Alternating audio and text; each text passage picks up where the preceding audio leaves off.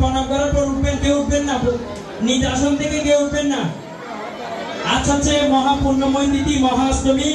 আমাদের মন্দিরের নির্মাণ কাজ চলতেছে।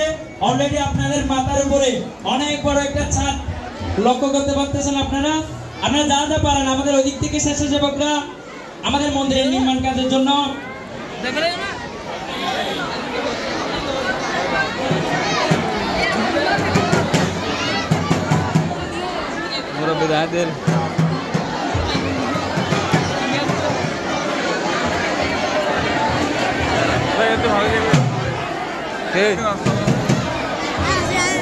ঠিক আছে।